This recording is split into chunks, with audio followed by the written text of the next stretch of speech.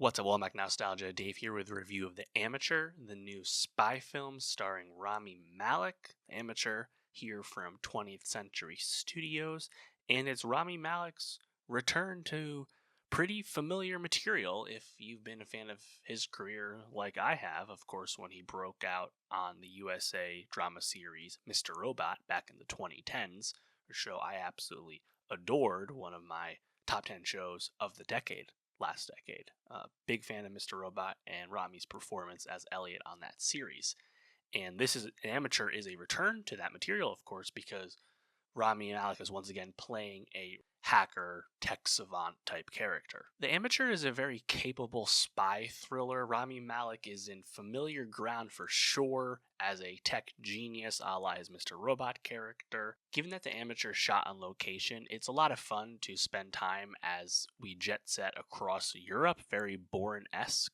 And Rami Malek is very convincing as the capable tech genius spy character. He's not playing a badass action hero, and the movie makes a point of calling that out. There's good supporting work from Lawrence Fishburne and Holt McCallany, and in general, it's just a lot of fun to watch a CIA agent go on the run from the CIA as he's trying to avenge the death of his wife. Are there some leaps in logic when you watch a movie like this? Of course there were, but I thought it was a pretty fun, well-paced thriller. You know, the way the movie starts off, of course, Rami Malek's character, Charlie, we actually spend time within the CIA, within Langley, which I always find as a fun location. You don't often get too much stuff, within the office, so to speak. That was cool.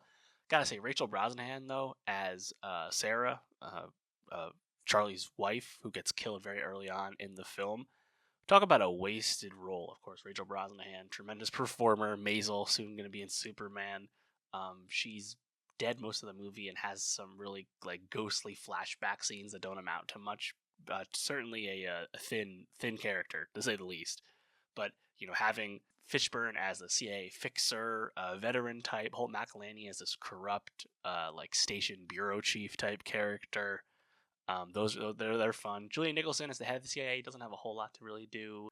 You also get a 2-scene cameo from John Bernthal as the more typical CIA agent type that you think of, and obviously he's tremendous. We know what kind of presence and gruff he brings to his roles. Then also Catriona Balfe as this anonymous contact of Charlie's, who has a lot of capable hacking abilities of her own.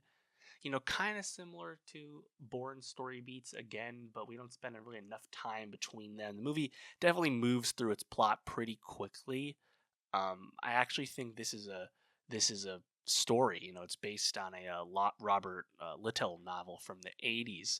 This is a story that honestly could have maybe been a TV series, to be honest, just because we could have spent more time in all our various locations and spent more time with Charlie as he concocts his scheme, because he's not a killer. He's not going to, beat you to death. He's not going to shoot you in the face.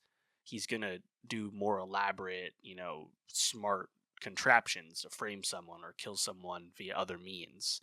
And spending more time with him, concocting those plans because he's so smart, I think would have been fun. Because again, then we get to spend time in Paris and London and Romania and Marseille and some other locations I can't remember. Of course, Langley. So I think there's actually more meat on the bone with this, to be honest. But I think for a movie, I think again it's pretty well paced. I think conclusion, perhaps a hair neat. I did think the pacing or the plot momentum started to fall off a bit once we get to Romania, or once we get to Russian waters, for that matter. Again, we travel a lot in this movie.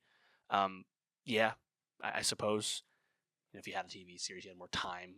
More of Bernthal's character would have been great. Obviously, it was a cameo. I also like it as a movie for Rami. Yes, he's returning to type, but if you think about Rami Malek's star power right now, I was higher on No Time to Die than most, but his villain turn in that movie is probably the least successful and least liked element of that film.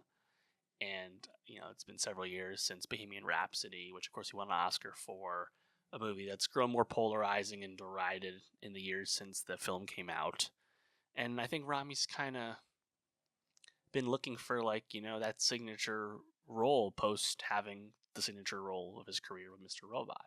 Obviously he has a tiny role in Oppenheimer, for example, but this is, I think, a good use of him because he's really good at playing the smart introvert, and I enjoy his kind of nerdy, uh, strange charisma that he has.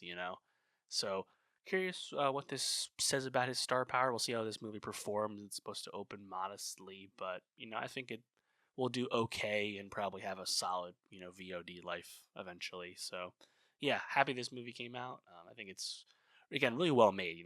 Location shooting, a really stacked cast, even people that have barely anything to do in the movie, like a Bernthal, like a Brosnahan, really well made. And shout out director James Hawes, who made this film, primarily a TV director to this point.